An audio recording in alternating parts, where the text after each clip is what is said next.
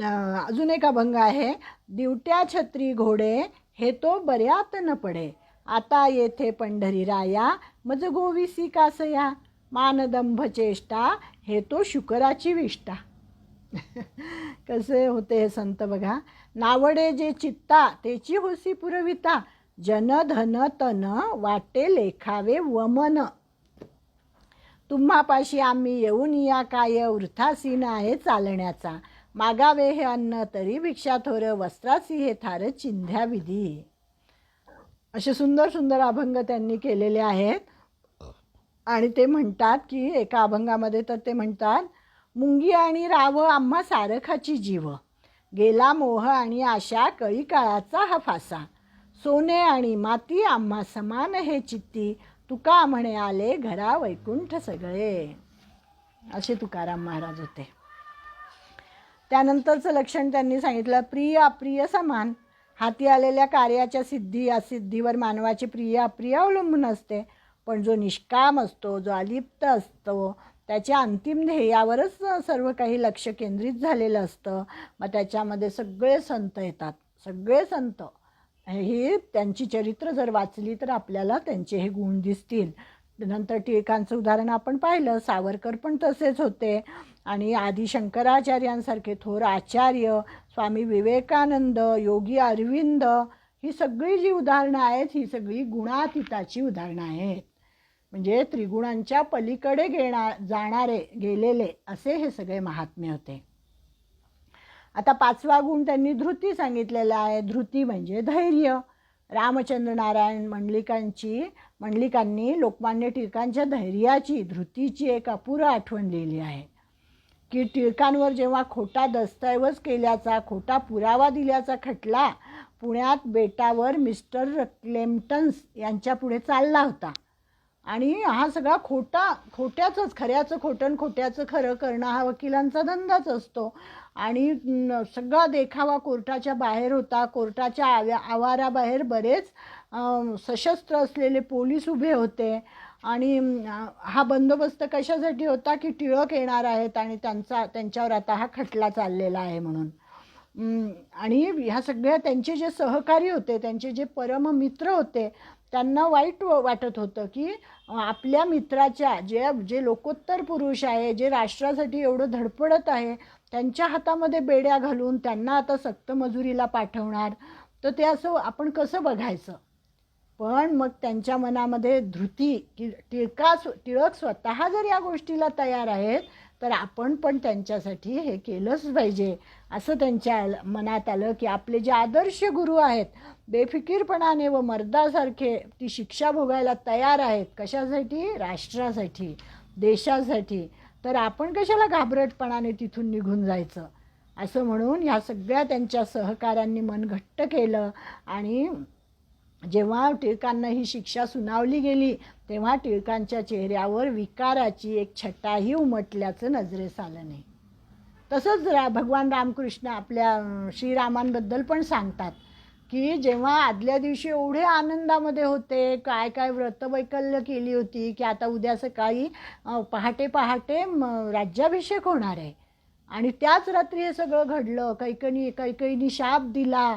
म्हणजे ते जे हे होते ना, वर दिलेले होते ना, ते कैकईनी मागून घेतले आणि भगवान रामाला वनवासाला जायला म्हणून तिने हे केलं. ती सगळी कथा आपल्याला रामायणाची माहीत आहे. तर म्हणजे आदल्या दिवशी एवढं सगळं आणि दुसऱ्या दिवशी त्यांना वनवासाला तेवढ्याच आनंदाने त्यांनी ती वल्कल धारण केली आणि वनवासाचे ते कपडे सगळे घातले, आणि त्यांच्या चेहऱ्यावर सुद्धा दुःखाची एक सुद्धा लकीर नव्हती, असं रामायणामध्ये सुद्धा वर्णन आहे. म्हणजे समदुःख सुखस्वस्थ समलोष्टाश्म कांचन, असा हा निंदा स्तुती समान हा त्यांच्याकडे गुण होता. कोणी निंदा कोणी वंदा आम्हा स्वहिताचा धंदा, असं वचन तुकोबांचं पण आहे. म्हणजे काय की गुणातीताची निर्मम व समत्वयुक्त व्यवहाराची 6 वैशिष्ट्ये 24व्या श्लोकात भगवंतांनी सांगितलेली आहेत. आत्ता आपण ती बघितली. सुखदुःख समान, नंतर स्वरूपामध्ये स्थिर असतो, सोने दगड त्याला समान वाटते, नंतर प्रिय अप्रिय समान वाटतं, धृती हा गुण त्याच्याकडे असतो, निंदा स्तुती त्याला समान वाटतात. एवढी सगळी लक्षणं आपण ती बघितली. आणि आता पुढच्या श्लोकामध्ये सुद्धा 25व्या श्लोकामध्ये मानापमानयोस्तुल्यो मित्रारिपक्षयोः सर्वारंभ परित्यागी गुणातीतस उच्यते. अजून ह्या गुणातीतामध्ये कडे कुठले गुण असतात तर मान आणि अपमान यांच्यामध्ये तो समान पक्षी असतो. शत्रू मित्र यांच्याशीही तो सम राहतो. आणि सर्वारंभात म्हणजे सर्व कर्मांमध्ये कर्तेपणाच्या अभिमानाचा त्यांनी त्यागच केलेला असतो की मी हे कर्म सुरू केलं आहे, मला त्याचं फळ मिळालं पाहिजे, असं काहीही त्याच्या मनात नसतं. म्हणजे मान अपमान याच्यामध्ये समवृत्ती त्याची असते. आणि असाच जो असतो तोच चांगला प्रशासक होऊ शकतो आणि चांगला आदर्श राजा होऊ शकतो असं त्यांनी सांगितलं आहे. आणि मान अपमान पचवण्याची शक्ती अर्जुनामध्ये सुद्धा होती. त्यांनी उदाहरण दिलेलं आहे की अर्जुन म्हणे जेव्हा अज्ञातवासामध्ये होता तेव्हा त्याला बृहन्नडा व्हावं लागलं 1 वर्ष. म्हणजे एका एवढ्या वीर पुरुषांनी एका स्त्रीचा वेश घ्यायचा आणि तोही अशा स्त्रीचा. त्यामुळे केवढा म्हणजे अपमान त्यांनी पचवलेला होता. मान अपमान सम हे उदाहरण आपल्याला या ठिकाणी आठवायला पाहिजे. म्हणजे क्षत्रियाचा यापेक्षा महाभयंकर अपमान कुठला असू शकतो? तो क्षत्रिय होता आणि त्याला ती बृहन्नडा म्हणून त्या हिची दासी व्हावं लागलेलं होतं. नंतर गुणातीत महात्मा मान सत्कार प्राप्त झाल्याने हर्षभरित होत नाही, अपमान तिरस्कार प्राप्त झाल्यावर विपन्न व दुःखी होत नाही. हे सगळं आपण पाहिलं. शत्रू मित्रांबाबत सम असतो हे पण पाहिलं आहे. म्हणजे वैयक्तिक द्वेष मत्सर याला स्थानच नसतं त्याच्या ह्याच्यामध्ये. व्यक्तिगत लाभासाठी आणि स्वार्थासाठी म्हणजे अर्जुनाचं उदाहरण आपल्याला पुन्हा पुन्हा आठवायला पाहिजे, कारण आपण गीताच बघतोय ना. गीतेमध्ये पहिल्या अध्यायामध्ये अर्जुन काय वैयक्तिक विचार करत होता की हे माझे आहेत, हे माझे आजोबा आहेत, हे माझे काका, माझे मामा आणि ह्यांना सगळ्यांना मी मारतोय अशी देहात्मबुद्धी त्याच्याकडे होती. पण हळूहळू भगवंतांनी त्याला ज्ञान दिलं आणि त्याला ती देहात्मबुद्धी त्याची आत्मबुद्धी झाली. देहाशी निगडीत न राहता तो आत्म्याशी निगडीत झाला. आणि मग त्याच्या लक्षात आलं की अरे आपल्याला भगवंताच्या उपदेशानंतर अर्जुनाने काय करावे? त्याचे उत्तर एकच, कर्तव्यबुद्धीने त्याने शत्रूंचा वध करावा. मग समोर कोणीही असो आता, कारण की ते शत्रू पक्षात आहेत. वैयक्तिक द्वेष मत्सरांना इथे स्थानच नाही आहे. व्यक्तिगत लाभासाठी किंवा स्वार्थासाठी कौरवांना न मारता धर्मसंस्थापनेसाठी तो हे कार्य करत होता. त्यामुळे त्याचं ते युद्ध करणं हे श्रेयस्करच होतं, कारण तो क्षत्रिय होता. अभिमानाचा त्याग केलेला असतो हा जो असतो गुणातीत, त्याने म्हणजे प्रकृतीच सर्व काही करते असा बोध त्याला झालेला असतो. त्यामुळे कर्तेपणाचा अभिमान त्याच्याकडे अजिबातच नसतो. ज्ञानेश्वर माऊली म्हणतात, आचारू तयाच्या ठाई तरी व्यापारासी नाही असे म्हटले आहे. रामच करता रामच भोगता असं श्री समर्थ रामदास स्वामी सुद्धा आपल्याला सांगतात. माझी हे युक्तीचा नव्हे हा प्रकार मज विश्वंभर बोलवितो. हे तुकोबांचे म्हणणे याच उच्च कोटीतील आहे की मी काहीच करत नाही, बोलविता धनी वेगळाची असं पण तुकाराम महाराज सांगतात. संत कृपा परिपूर्ण अगाध कथा रामायण ते वदावयामी अतिदीन श्री जनार्दन स्वये वदवी. एकनाथ महाराजांची सुद्धा भूमिका काय होती? जेव्हा त्यांनी भावार्थ रामायण लिहिलं तेव्हा ते म्हणतात की ही सगळी संतांची कृपा आहे, मी काहीच बोलत नाही आहे. आणि ही रामायणाची कथा मी अतिदीन आहे, माझ्याकडून काय सांगितली जाणार? रामाचं एवढं परम ऐश्वर्य मी कोण हीन दीन सांगणार? तर हे सगळं माझ्याकडून जनार्दन स्वामी वदवून घेत आहेत. एका जनार्दनी एकनाथ महाराजांचे गुरु होते जनार्दन स्वामी, आणि त्यामुळे त्यांनी सगळं श्रेय त्यांना दिलेलं आहे. म्हणजे अभिमानाचा त्याग या ठिकाणी त्यांनी केलेला आहे. गुणातीत होऊन अशी ब्रह्मस्वरूपता प्राप्त करण्याचा उपाय कोणता? या अर्जुनाच्या प्रश्नाचे उत्तर आता भगवंत देतील. म्हणजे गुणातीत पुरुष कसा असतो, त्याच्याकडे कुठले गुण असतात हे सगळं सांगितलं. मग आता गुणातीत व्हायचं कसं? कुठला उपाय त्याच्यासाठी? मग तो उपाय आता भगवंतांनी 26 आणि 27 दोन श्लोक आपले राहिलेले आहेत. 26व्या श्लोकामध्ये ते सांगतात, मांचयो व्यभिचारेण भक्तियोगेन सेवते सगुणान समती तैतान ब्रह्मभूयाय कल्पते. जो पुरुष अव्यभिचारी भक्तिरूप योगद्वारा मला निरंतर भजतो. म्हणजे सगळ्याचा उपाय काय सांगितला? भक्तियोग. भक्तियोग हा उपाय सांगितलेला आहे की जो मला त्या भक्तिरूपी योगाने भजतो आणि या तिन्ही गुणांना परिपूर्णपणे उल्लंघून सच्चिदानंद घन ब्रह्मात ऐक्य पावण्याला योग्य होतो. हा उपाय सांगितलेला आहे. अव्यभिचारी भक्ती. अव्यभिचारी भक्ती म्हणजे काय? ज्ञानयुक्त भक्ती. त्याला ज्ञानोत्तर भक्ती असं म्हणतात. रत्न व तेज, पाणी व ओलेपण, साखर व गोडी, कमळ व पाकळ्या, वृक्ष व फांद्या हे वस्तुतः एकच असते. त्याप्रमाणे परमेश्वर व दृश्य विश्व स्वरूपतः एकच असतात. हे शेवटचं हे परिपूर्ण ज्ञान, सगळ्याचा परिपाक या एका श्लोकामध्ये त्यांनी सांगितला. ज्ञानोबा म्हणतात, तैसे विश्व येणे नावे हे मीची पै आघवे, घेई चंद्रबिंब सोलावे न लगे जेवी. घृताचे थिजलेपण न मोडिता घृतची जाण, का नाटिता कांकण सोनेची ते. नुकलिता पटू तंतूची असे स्पष्टू, न विरविता घटू मृत्तिका जेवी. म्हणून विश्वपण जावे मग माते घ्यावे, तैसा नव्हे आघवे सकटची मी. ऐसे निमाते जाणीजे ते अव्यभिचार भक्ती म्हणजे, एथ भेदू काही देखीजे तरी व्यभिचारी तो. ज्ञानोबांचं उदाहरण, ज्ञानोबांची सगळ्या उपमा आणि हे सगळं खूप उंचीचं असतं, पण तरीसुद्धा आपण अर्थ वाचू, जेवढं कळेल तेवढं कळेल. त्याप्रमाणे विश्व कसं आहे, त्यांनी अव्यभिचारी भक्ती म्हणजे काय ते सांगितलेलं आहे की विश्व म्हणून जे म्हणतात ते सर्व मीच आहे, म्हणजे भगवंतच आहे सगळीकडे. चंद्रबिंब जसे सोलावे लागत नाही, म्हणजे चंद्र पाहणे असल्यास चंद्राच्या कळा वेगळ्या करण्याची जरूर नाही. चंद्रकला आपल्याला दिसतातच, म्हणजे चंद्र पाहणं. तुपाचा घट्टपणा न मोडता ते जसे तुपच आहे. सोन्याचे कडे हे आटविले नसताना ते सोनेच आहे. वस्त्राचे धागे न उकलता ते वस्त्रच जसे उघड दोराच आहे. मातीची घागर न विरघळता जशी ती घागर मातीच आहे.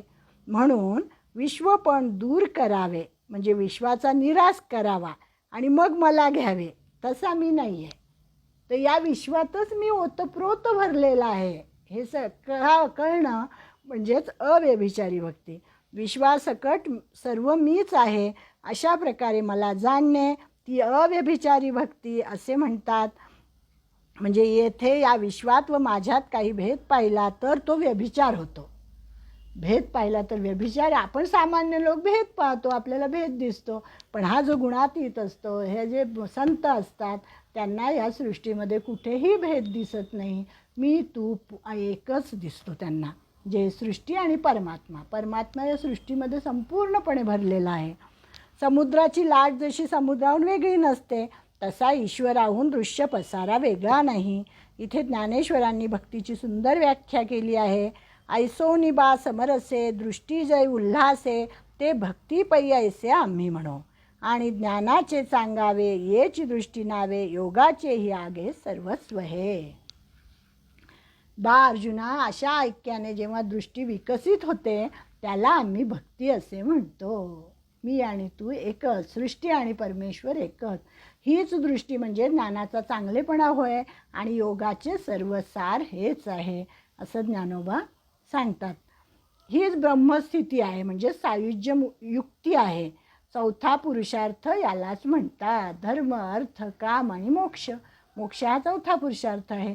म्हणजे ही ब्रह्मस्थिती प्राप्त होणं म्हणजेच मोक्ष मिळणं असं त्यांनी सांगितलं आहे. आणि अव्यभिचारी भक्तीच्या 3 पायऱ्या सांगितलेल्या आहेत. त्या पण छान आहे आपल्याला लक्षात ठेवायला.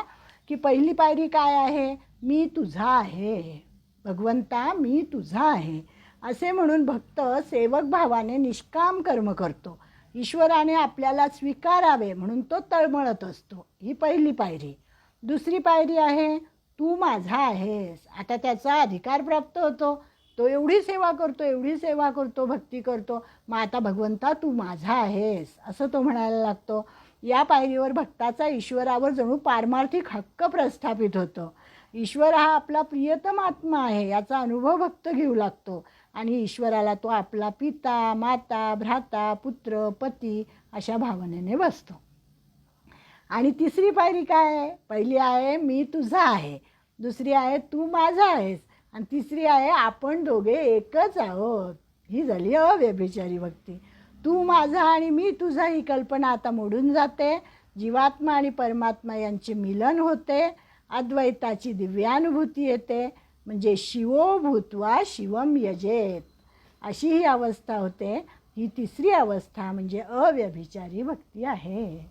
म्हणजे भगवान हे आपल्याला अर्जुनाने विचारलं की गुणातीत होण्यासाठी उपाय काय काय करायला पाहिजे आम्ही, म्हणजे आम्ही गुणातीत होऊ. त्यांनी सांगितलं अव्यभिचारी भक्ती करा म्हणजे तुम्ही गुणातीत व्हाल. सर्व साधनांचा त्याग करून परमेश्वराची अनन्य भक्ती करणारा भक्त गुणातीत होतो आणि ब्रह्मस्वरूपता प्राप्त करून घेतो असं त्यांनी सांगितलेलं आहे. किती सुंदर. आणि आता शेवटचा श्लोक आहे. ब्रह्मणो हि प्रतिष्ठाहम अमृतस्याव्ययस्य च शाश्वतस्य च धर्मस्य सुखस्यैकांतिकस्य च. अविनाशी परब्रह्माचा व अमृताचा आणि नित्य धर्माचा आणि अखंड एकरस आनंदाचा मीच आश्रय आहे. शेवटचा श्लोक आहे आता की परब्रह्म म्हणजे भगवान श्रीकृष्ण आहेत. भगवान श्रीकृष्ण स्वतःच परब्रह्म आहेत, अमृत आहेत, अव्यय आहेत, शाश्वत धर्म आहे, एकांतिक सुख आहे.